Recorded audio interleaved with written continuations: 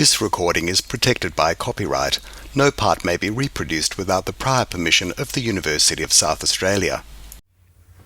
Ross talked to you about trigonometry, drawing graphs, and then sines, cosines.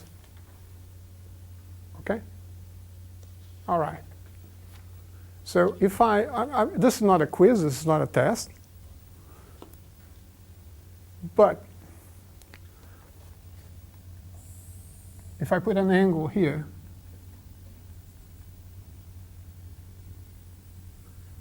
and I ask you to identify, and let's say that this circle here has radius 1.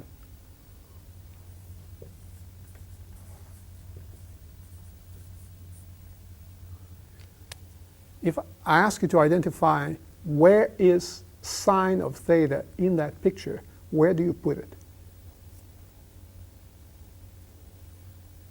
You can tell me.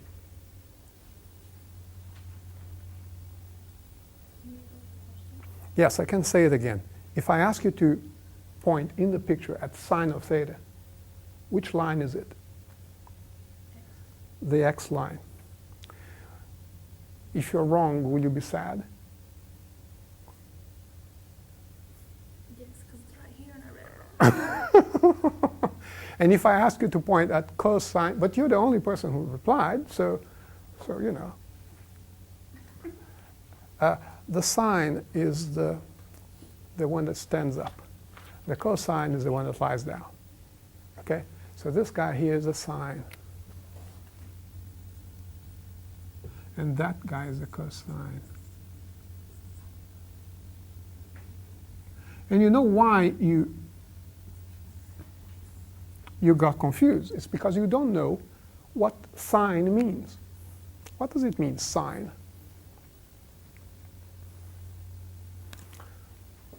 Right? What does it mean, sine? I'll tell you what it means. I'll tell you what it means. The origin of the word sine. Okay? Mathematics is culture. It's from Sanskrit. Okay? So picture, if you will, the in India, modern day India, mathematicians writing math texts, and they, of course, study the circle. Okay, they study the circle. And they didn't study this picture. They studied the full picture, both sides. So, no, to the center, George, to the center. So they studied the full picture. Okay? Top and bottom as well. And so this was the sine. But they didn't call it sine. Okay? They didn't call it sine. What they did call it is this. Take a look at this picture and you see a bow and arrow.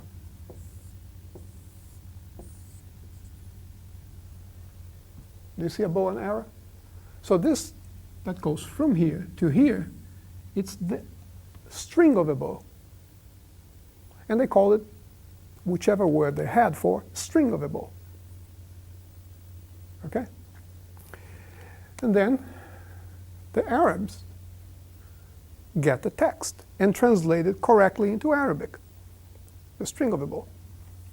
Somewhere in the process, the bottom part gets lost and you only study the top, because if you study the top, you know the bottom as well. Okay? But it's still called string. But Arabic, as far as I am given to understand, you don't write down the vowels, you just write down the consonants, pretty much like Hebrew, I am told. And so you come to the Middle Ages where you have to translate into Latin, because you're a monk in a European abbey and you get this Arabic text. And you see this word there that means string, but no vowels. And you are not kind of that knowledgeable. So you translate one of the possible translations that the word has, which is cavity, empty, hollow space. Because they look at this and see, oh, there's a hollow here. And The word for hollow in Latin is sinus.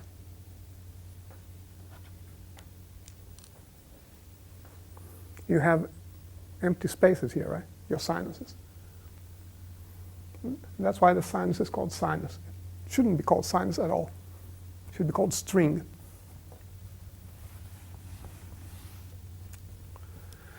And of course, there's another perfectly good explanation why cosine is called cosine, but I'll let you figure that one out. Sorry. My sense of humor is very damaged after my illness. Okay? All right. All right. Very well. Now, everything that goes above a line is positive. Everything that goes below the line is negative. Okay? So, if you get this angle theta, the sine is positive. If you move to 90 degrees, by the way, we're not going to be using degrees. Degrees is so 19th century. Okay? We're going to be using radians. But I know that, old habits die hard. Radians is the right way to go. There's more than one reason for that. Degrees. But I'm going to be referring to degrees because if I say 90 degrees, everybody's happy. If I say pi on 2, it's the same thing. But nobody's happy. Anyway, if you are on angle 90 degrees, the sine is full size. It's 1. If you have angle 0, the sine is 0. And if you move to angle 180 pi, the sine is back to 0 because it's the height. Okay? If you move to angles that are larger than 180, you move into the negative region. So until you go back to 0 and back to the positive, and then it repeats exactly as it was before. Do you see that? How does the graph of that thing look like?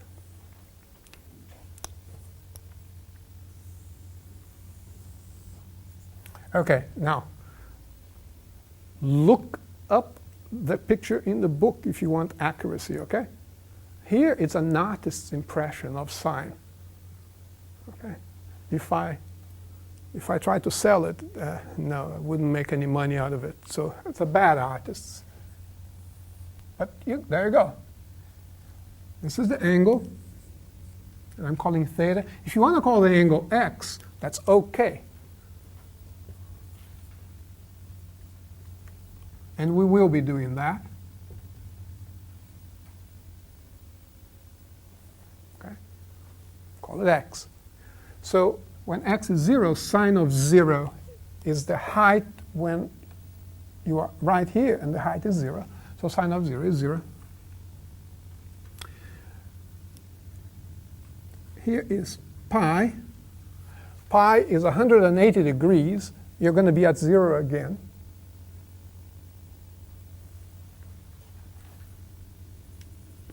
Every time you move pi,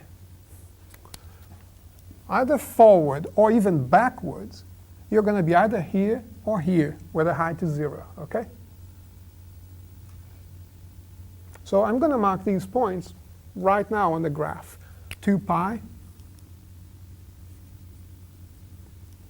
3 pi, and they have to be equally spaced. I hope I did an okay job in there.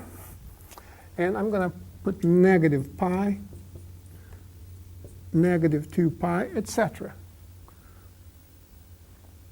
So when I draw the graph is going to go through those dotted guys.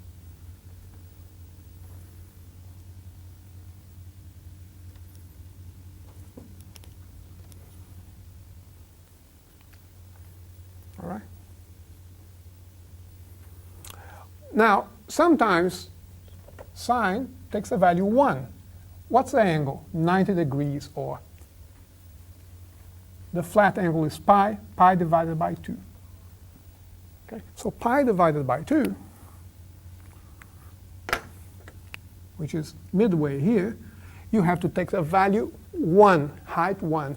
Now, let's try to do this slightly to scale, okay? How much is pi?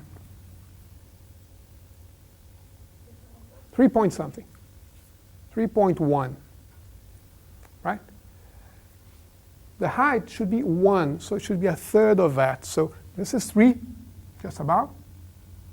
I have to put height 1. It's a third of that.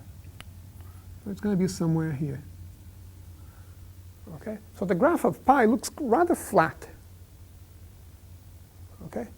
If you do it to scale. Sometimes pi is -1. And to go from 1 to -1, you have to go a flat angle, 180. So I have to go pi forward. If I move from here, pi forward, which is in the middle of the other one, I'm going to be down here.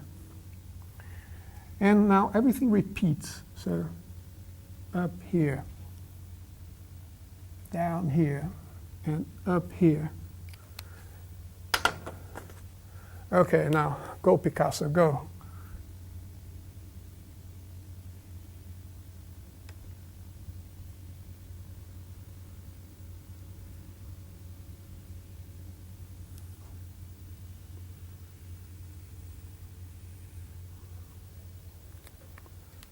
That's what it should look like. Okay? What's the graph of cosine? Now, let's take a look at this. Cosine is this bit here. Okay? If I put angle 0, the cosine is 1. When I put angle 0, the sine was 0. Right? But if you just take a look at that, sine and cosine kind of look the same, but they're out of phase. One of them is delayed with respect to the other. You know what I mean by that? It means that they behave exactly the same, but shifted. So if you pick the same graph that you see in there and slide it to the left by this quantity so that 1 is here, you get the graph of cosine.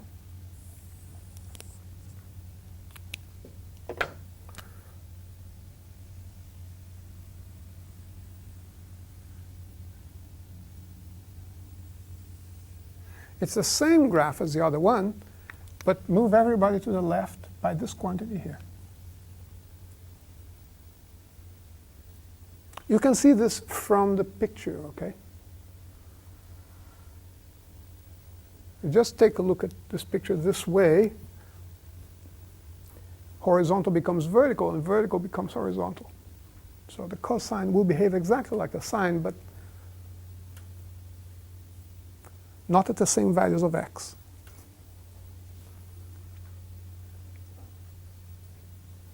Ross did mention to you the most important property of sine and cosine in relation to each other is that they are in a right triangle, and so cosine squared of x plus sine squared of x is equal to 1 always.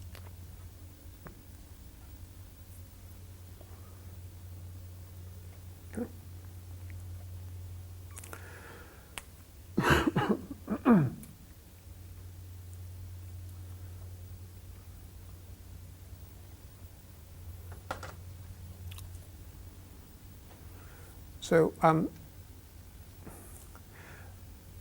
getting accurate pictures of sine and cosine by hand, absolute pain and useless. In fact, because with calculators, with computers, with whatever, you can produce much better pictures in the machine than you can by hand. So that's not something we're going to be, hammering on about. But there are some things you need to know, because they are useful for, say, science and engineering. Okay. Okay. This is a picture of sine x. What would be the picture of sine of 2 times x? Okay. So here's what's going on. I multiply this by 2. multiply the x by 2. So think in the following way. If x were time,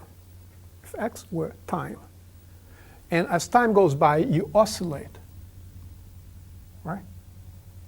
Here, you're saying that as time goes by, you're looking at things happening twice as fast. So you must be oscillating twice as fast. Okay? How do you represent that in a graph? You get the same graph, this very same graph, and compress it by a factor of 2. So that everything that was happening, taking this amount of time to happen, now will happen in half the time. Because it's going twice as fast. So the graph of this one here is exactly the same as this. But imagine it's an accordion. Push it in. So that in the same amount of time that you had before, twice as many things are happening. So let's draw a picture of that. I'm only going to draw the positive side, the negative side. So here's pi, and here's 2 pi. Now, before I needed to go from 0 to 2 pi to go a full oscillation. Okay? Do you see what I mean when I say a full oscillation? You're going up, down, and back where you started, which in the picture means you start at 0, go up, go back to 0, go down, and go back here. A full oscillation, once around the circle. Now you're going to do it twice as fast. In other words, in the same amount of time, you're going to go twice around the circle. Okay? So the picture is going to look like this.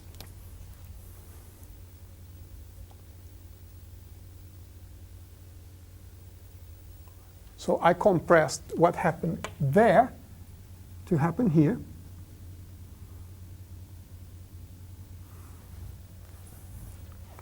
And then repeat.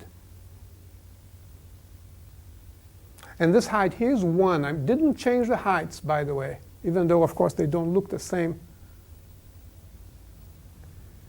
as there. That's because the artist is not very good.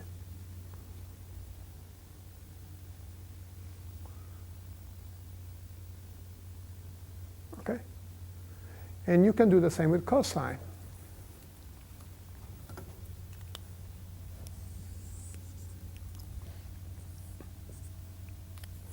Compress everything. So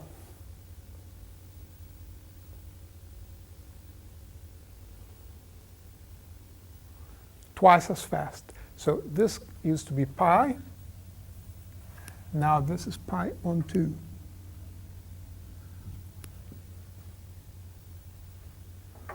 And this here is 3 pi on 2, and that's 5 pi on 2.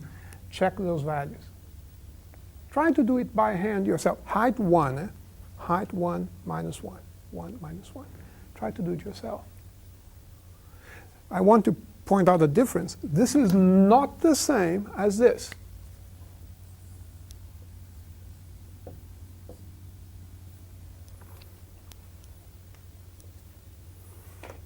In this, I am increasing the frequency, how fast things happen. In here, I am increasing the amplitude, how intense things are. Okay? The graph of this is exactly the same as this, but magnified by a factor of 2 in the vertical direction. So it would look like this.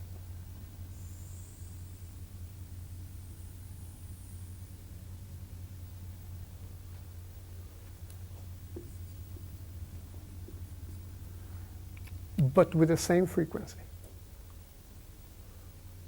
Understanding these rather subtle notions, they're very dry when you talk about mathematics. Well, think physics, okay? It's important if you're going to be an engineer to think in terms of physics.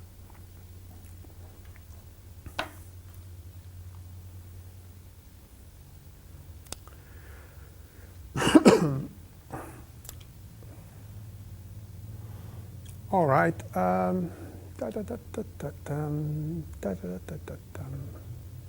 One more thing. Ross must have given you these two formulas,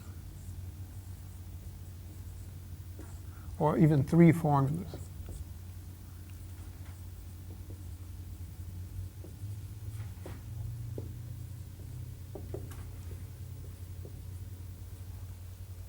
Yes, no, maybe, I don't remember. Yeah, yeah. If you put a negative here, you get a negative there.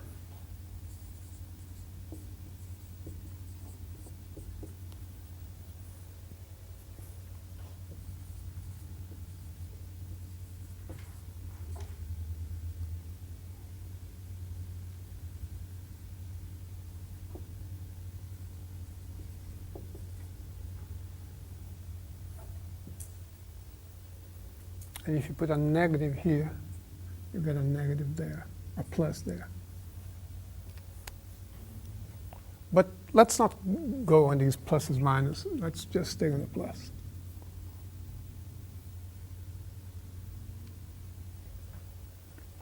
These are the addition formulas. Okay.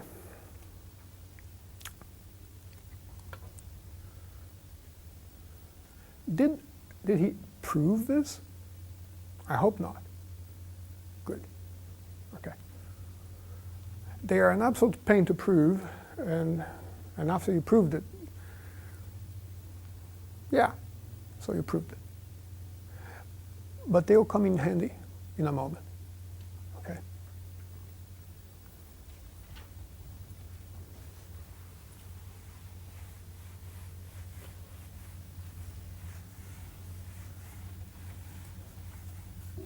Okay.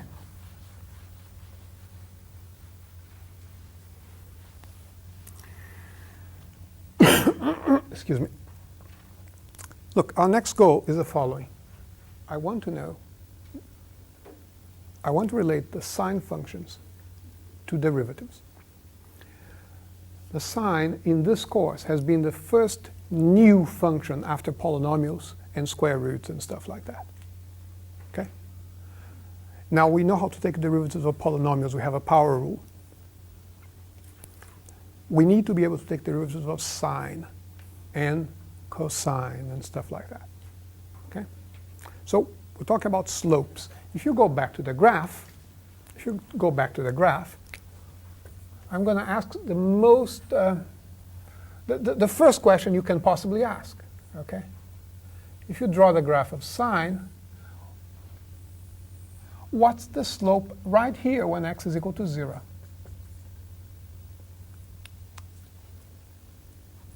Okay? It turns out that the slope is 45 degrees, or derivative 1. Okay? It's the simplest possible thing that it could be. And that's my next goal, show that. And I'm actually going to prove it. It's, I think, just about the only proof we do. Okay? So there's a straight line in here. And the slope of this straight line is 1. That's what I want to see. And this result about the slope being 1, if you put in, remember, a derivative is a limit, right? If you put it in terms of limit, is this limit here. Limit when age goes to 0, sine of age divided by age is equal to 1. This limit is called the fundamental trigonometric limit, because if you know this limit, you can do everything else that has to do with trig functions. Okay, so one limit to rule them all. Sorry. Do I pay copyright to Tolkien's estate if I do that? Because I cannot open a pub and call it the Hobbit, apparently.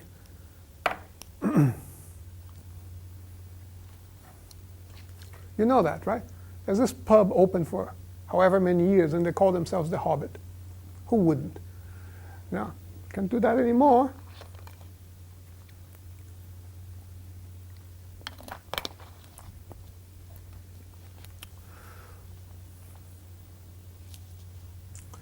Okay, why is this limit having to do with the slope? Well, what's the definition of derivative? The definition of derivative is the limit when age goes to 0, sine of x plus age minus sine of x divided by age. Okay? If f of x is sine of x. So this would be f prime of x, right? That's the definition of derivative. Okay? And I want to know the slope when x is 0. So I'm going to replace x by 0 in this.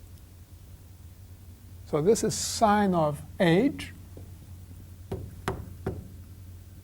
Take away sine of 0. Sine of 0 is 0, so take away nothing. Divided by age. It's this guy here. Okay? So this value here, after you compute this limit, this is going to be the slope at x equals 0. And I want to show that the slope is 1. Okay. Let's get going on that.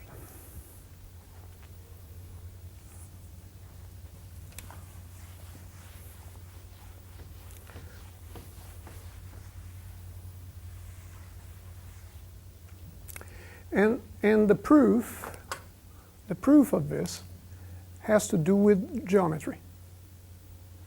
Okay? I'm going to draw the proof here.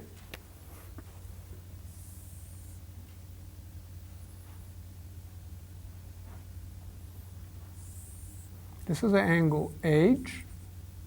This is the angle h. This is a circle of radius 1.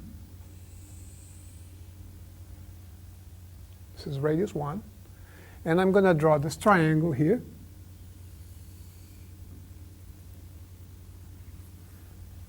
And I'm going to draw a second triangle outside here.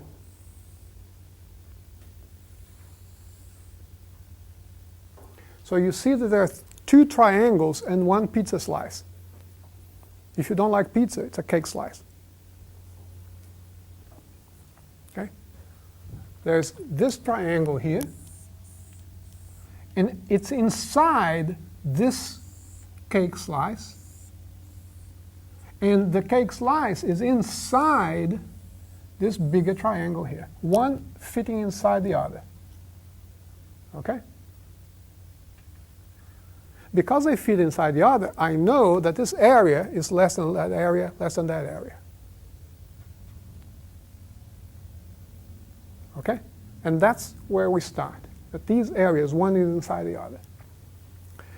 And what I'm going to do is write the formula for each area. What's the area of this? Base times height divided by 2.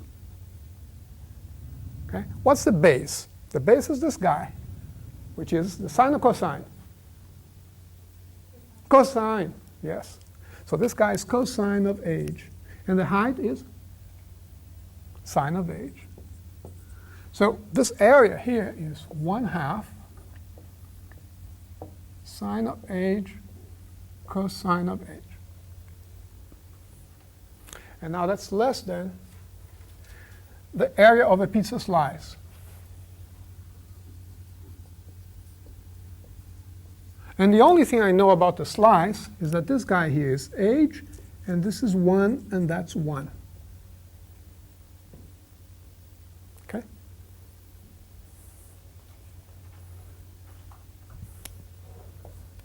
Less than the area of this guy, which is base times height divided by 2 again. How much is the base? 1. It's the radius. The base is 1.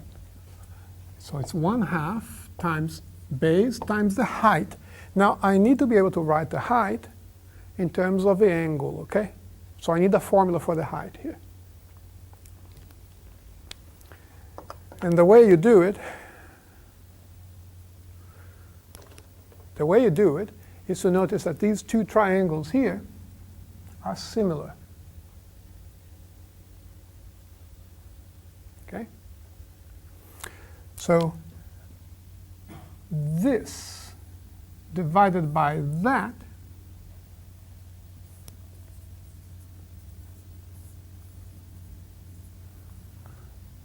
has to be equal to this divided by that, because of similarity of triangles. Okay? This is 1. So this quantity here divided by 1 has to be equal to this.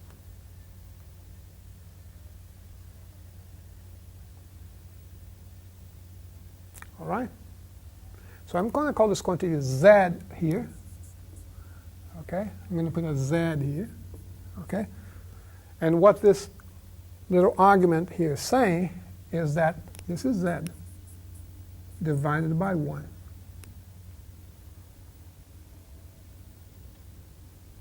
So Z is sine of h divided by cosine of h.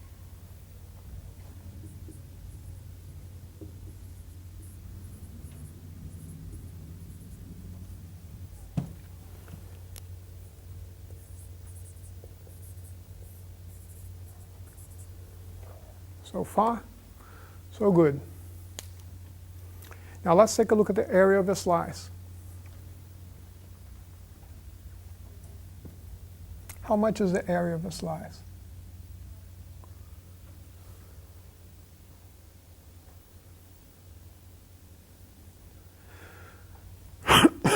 Okay, all right.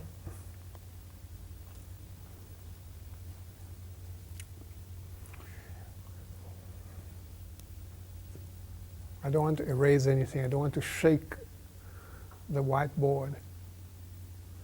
Okay? But thinking in the following terms, you want an angle h out of a total possible angle of 2 pi. Okay? So h as a proportion of 2 pi is how much you went. How much area did you use? Well, you used an area A as a proportion to the whole area. What's the whole area? What's the area of the whole circle of radius 1? 2 pi r is the circumference of a circle of radius r. I want the area. The area is pi r squared. Okay? And r is 1. So this is pi. So I'm using proportions here, okay? That's what I'm using, proportions. If you open an angle h, the amount of area that you covered is given by that formula there. The pi's cancel, and you find that the area of the slice, A, is h divided by 2. Okay. So let's backtrack a little bit, because we haven't got to the limit yet.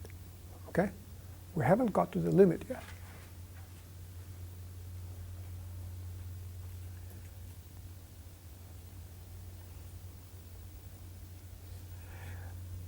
We looked at this picture here and saw that there were 3 figures nested inside each other. The first is a triangle. Good. Triangles are good. Okay. The third is a triangle. And the fourth is a pizza slice. And what we want to write down is that this area is less than that area, is less than that area. But we want to write that in formula. The area of the first triangle was the simplest one to get. Half base times height.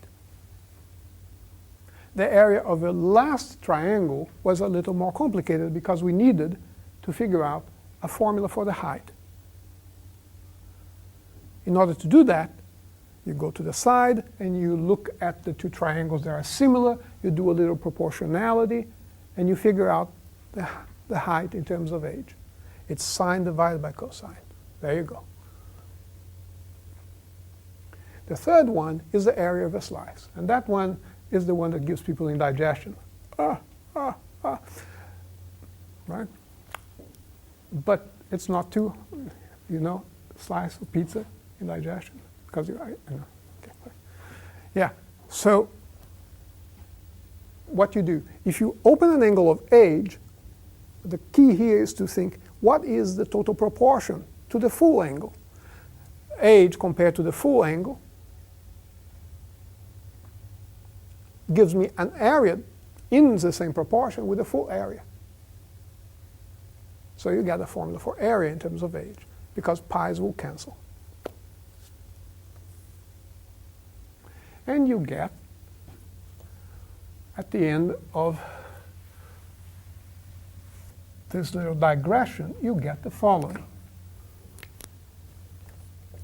1/2 sine of age cosine of age is less than age on 2 is less than 1/2 sine of age divided by cosine of age.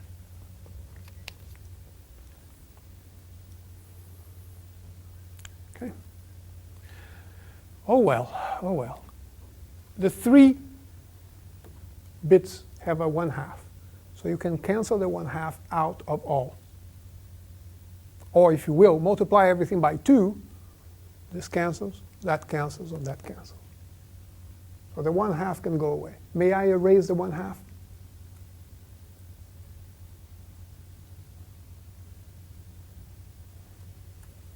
May I erase the 1/2? Yeah, yeah. Okay, so let's erase the 1/2.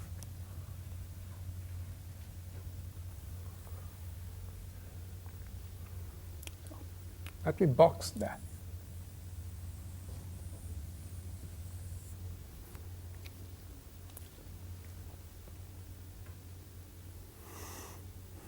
I'm going to look at this bit here now.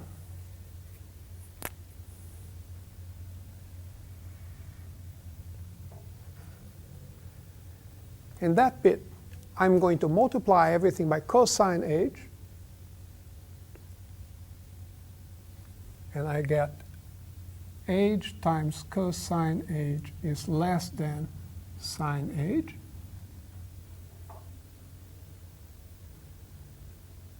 And I'm going to divide by age. So I get cosine age is less than sine age divided by age. You see what I'm aiming for. I'm aiming to obtain sine age divided by age. So I use these expressions here on the right side, multiplied by cosine and divided by age to obtain this.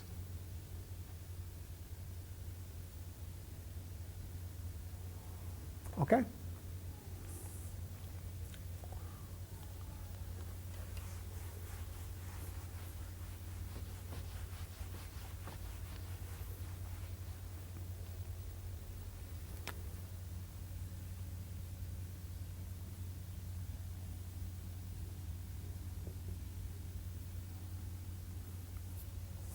Okay. Now I'm going to get to this side over here. And my goal is, again, to make sine age divided by age to appear. Okay?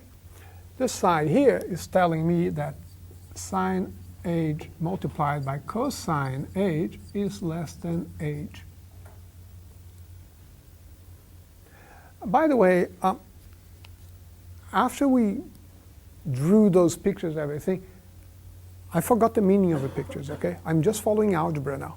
I'm not thinking, oh, I'm dividing the area and thinking that the area of this is bigger than the area of that. No, gone a long time ago. Okay? I'm just pursuing formulas now. To make sine of h divided by age show up, I need to divide by age. So this is sine h on age times cosine h, and that's less than 1. And I'm going to get rid of this cosine h, put it on the other side, by dividing.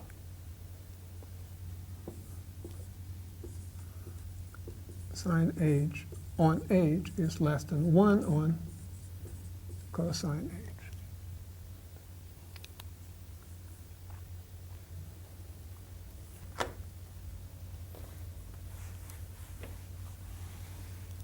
And that's the bit that comes in here.